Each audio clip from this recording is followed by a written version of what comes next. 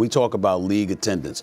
The Indiana Fever, all right, with Caitlyn Clark, led the league in attendance both home and on the road. And you're not going to get around that. That is what I said. When I think about Caitlyn Clark, the operative word that comes to my mind is gratitude. There's an incredible level of gratitude that should be accorded to this young lady with what she did for the sport. She has you transfixed on the entire league. That's why I brought up Michael Jordan and Larry Bird. How all of a sudden that's in the mind's eye of everybody else. You clearly have this person, Caitlyn Clark, to thank for it. About what happened to Caitlyn Clark. They'll be back in playoff action tomorrow against the Connecticut Sun in an elimination game. So for me, it's not just about talking about one player. It's about talking about all the players. Where all the people that Stephen A? Oh, she don't do this. She not gonna do that.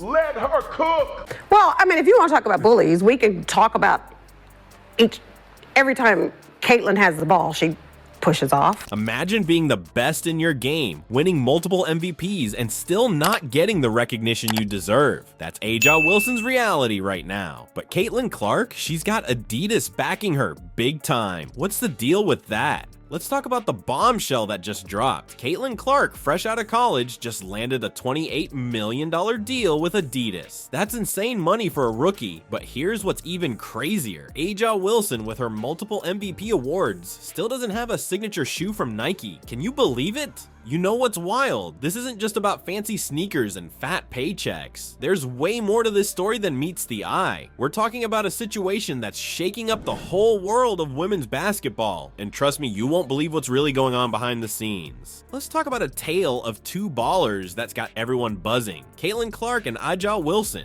Two stars, two very different stories. You think more attention on women's basketball would be good for everyone, right? But what if it's not? There's a storm brewing between these game changers, and it's about to shake up everything we thought we knew about the WNBA. First up, Caitlyn Clark. This rookie sensation is breaking records left and right. She's not just good, she's rewriting the playbook. That Caitlyn Clark should have been on the team ahead of the 12 people selected ahead of her because of basketball. If you're going to break a record, to me, if it's legitimate, you have to break that record in the same amount of time that that player set. And so I just assume that all the social justice, racial justice warrior people would be up in arms and be like, hey, we got to call balls and strikes here. What I want to clear up is that for whatever reason, there's this narrative that I hate Caitlyn Clark. The woman single-handedly carrying the WNBA to relevancy. In her first season, Clark led all rookies in points, field goals, assists, steals, and minutes played. We're talking an average of 21.9 points and 10.5 assists per game. That's not rookie numbers, that's superstar status right out of the gate. Now, flip the script to A'ja Wilson. This woman is a force of nature on the court. Multiple MVP awards, dominating games like it's nobody's business. In 2023, she was putting up 22.8 points and 9.5 rebounds per game. Wilson's been the face of women's basketball, carrying the torch and inspiring a whole generation of players. But here's where things get wild. Clark's games are pulling in over 1 million viewers on average. That's a 400% boost for the WNBA. It's like someone flipped a switch and suddenly everyone's tuning in. They're calling it the Caitlyn Clark effect, and it's real. And you'd think all this attention would be great for the league, right? More eyes on the game, more fans in the seats. But it's not that simple. While Clark's star is rising, other players are feeling left in the shadows, and that's where the drama starts. A'ja Wilson, with all her accolades and dominance, still doesn't have her own signature shoe. Can you believe it? Man, this certainly looks racist. And so I had the team. I was like, hey, tell me what ESPN says about this. Caitlyn Clark has made this league relevant, and this deranged bigot. When I think about Caitlyn Clark, the operative word that comes to my mind is gratitude. There's an incredible level of gratitude that should be accorded to this young lady with what she did for the sport. I look at it from that standpoint and I say mad respect. Are there other players in the WNBA that are better? Yes. Meanwhile, Clark's got this massive $28 million deal with Adidas. That's some serious cash for a rookie, and it's got people talking. Wilson's not staying quiet about it either. She's speaking up, saying it's not just about Caitlyn, it's about recognizing that there's excitement around the WNBA that we haven't seen before. But is all this focus on Clark fair to other stars who've been grinding for years? The crazy thing is, this isn't just about who's the better player. It's about something much bigger. We're seeing a shift in how brands choose who to back, and it's not just about points on the scoreboard anymore. This whole situation is forcing us to look at some tough questions. Is it fair that one player's success might overshadow others? How do we balance celebrating new talent while honoring the veterans who've built the league? First NBA playoffs, first NBA season, and she's wearing Kobe Bryant shoes. They don't even have a shoe for her. And so I foolishly assumed, play the video of Carrington nailing Caitlyn Clark. She has you transfixed on the entire league. That's why I brought up Michael Jordan and Larry Bird. Well, guess what, ladies and gentlemen? That's why you should have had Caitlyn Clark. How all of a sudden that's in the mind's eye of everybody else.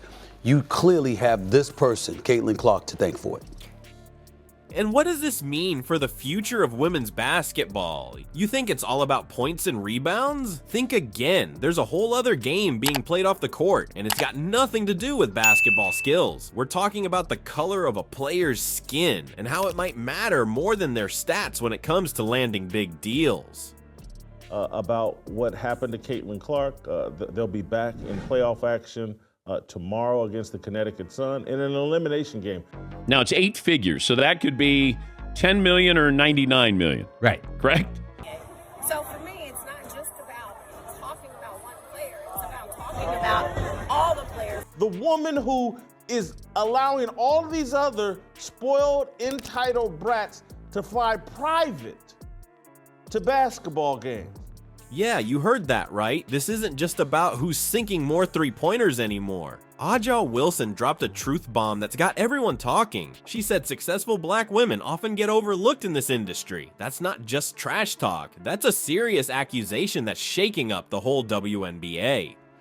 Now, let's talk about Caitlyn Clark for a second. Some folks are saying her success isn't just about her killer crossover or her deadly jump shot. They're saying it's partly because she's white in a sport that's mostly black. Is that fair? Is it true? These are the questions that are making everyone uncomfortable, but we've got to face them head on. This whole situation is forcing us to take a hard look at how brands pick who they want to sponsor. It's not just about who's leading the league in scoring or who's got the most championship rings. There's a whole other playbook that these companies are using, and it's got people like Aja Wilson fired up. You know what's wild? This debate is bigger than just basketball. It's about how we value different people in our society. It's about who gets the spotlight and who gets left in the shadows. And let me tell you, it's not always pretty. But here's the thing, this controversy could be a game changer. It's got people talking about issues that have been swept under the rug for too long. Maybe, just maybe, this is the wake-up call that the sports industry needs. Think about it. If brands start to really look at their biases and rethink their strategies, we could see a whole new playing field. One where talent and hard work are the only things that matter, regardless of what you look like or where you come from. Where all the people that Stephen A? Oh, she don't do this. She not gonna do that. Let her cook. Why isn't she being promoted, and how did Nike get her at such a reasonable, wasn't it a 22 or 32? $28 million. $28 million. Well, I mean, if you want to talk about bullies, we can talk about every time Caitlyn has the ball, she pushes off. As close as we'll probably ever get to Tanya Harding, Nancy Kerrigan all over again. This isn't just about Aja Wilson or Caitlyn Clark anymore. It's about every young girl who's out there dribbling a basketball, dreaming of making it big. It's about making sure that dream is just as real for a kid from the inner city as it is for one from the suburb. So yeah, we're talking about more than just sneaker deals and endorsements. We're talking about changing the whole game. And let me tell you, change ain't always easy, but sometimes it's necessary. This situation with Wilson and Clark, it's like a mirror being held up to the sports world. And not everyone likes what they see, but you know what? Sometimes you've got to face the ugly truth to make things better. So what's next? Are we going to see brands stepping up and diversifying their athlete roster? Will we see more black women athletes getting the recognition they deserve? Or is this just going to be another flash in the pan that everyone forgets about in a few weeks? One thing's for sure. The conversation isn't going away anytime soon, and that's a good thing, because as long as we're talking about it, there's a chance for real change. Change is in the air, but not everyone's keeping up. Caitlyn Clark got you watching the league because it wasn't just her. You wanted to see who eventually she was going to end up going against. That's her last name. She bumped into her, sped up. Let her cook. There is no way in hell you just accidentally left Caitlyn Clark's name out of that soliloquy that you dropped about the Indiana Fever. Stop it. But if I'm Caitlyn Clark, I'd have told Skylar Diggins, get your coat, As she broke the WNBA single-season rookie mark for assists, Stephen A. You know who dropped the ball, the company that tells us to just do it. Turns out, Nike didn't do much at all, and now they're watching their biggest competitor run away with the prize. Let's talk about Nike's epic fumble. They signed Caitlyn Clark, the hottest rookie in women's basketball. And then nothing. No ads, no merch, no buzz. It's like they forgot they had a superstar on their roster. What were they thinking? While Nike was sleeping on Clark, Adidas was wide awake. They swooped in with a massive $28 million deal, snatching Clark right from under Nike's nose. That's not just a deal, that's a statement. Adidas is saying, we see the future of women's sports and we're all in. But here's the kicker, Nike's been so focused on their established stars like Aja Wilson, they might have missed the next big thing. Don't get me wrong, Wilson is a powerhouse. For other players coming in, right? So people say, dang, like he or she's killing them. But you have a 25-year-old playing against a 20-year-old. I mean, it's genius to be able to sign her up, because think of all of the girls and women out there who loved Caitlyn Clark. In regards to Clark starting with WNBA legend Cheryl Swoops herself.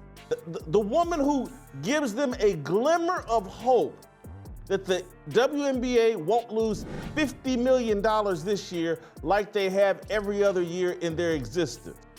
But in the fast-paced world of sports marketing, playing it safe can be the riskiest move of all. Imagine being Nike right now. You've got this incredible talent, this game changer, and you let her slip through your fingers. It's like having the winning lottery ticket and forgetting to cash it in. That's gotta hurt. And it's not just about losing Clark, it's about what Clark represents. She's bringing in viewers like nobody's business. We're talking a 400% boost in WNBA viewership. That's not just good for Clark, that's good for the whole league. And now Adidas gets to ride that wave. But let's zoom out for a second. This isn't just about one player or one deal. This is about the future of women's sports marketing. Nike's stumble could be the wake-up call the industry needs. It's showing everyone that there's a huge appetite for women's sports, and brands need to step up their game. Think about it. How many other rising stars are out there, just waiting to be recognized? How many potential game changers are being overlooked because companies are sticking to their old playbooks? This whole situation is forcing brands to rethink their strategies. It's not enough to just sign athletes anymore. You've got to have a plan. You've got to be ready to promote them, to build their brand along with yours. Adidas gets it. They're not just signing Clark, they're investing in her potential to change the game. So what's next for Nike? They've still got Wilson, still got plenty of star power, but this Clark situation, it's gotta sting. It's like watching your ex show up to the party with someone new and everyone's talking about how great they look together. Nike's strategy might have just cost them big time, and it's not just about money, it's about the future of women's sports marketing. They had the next big thing in their hands and they let her go. That's the kind of mistake that keeps executives up at night.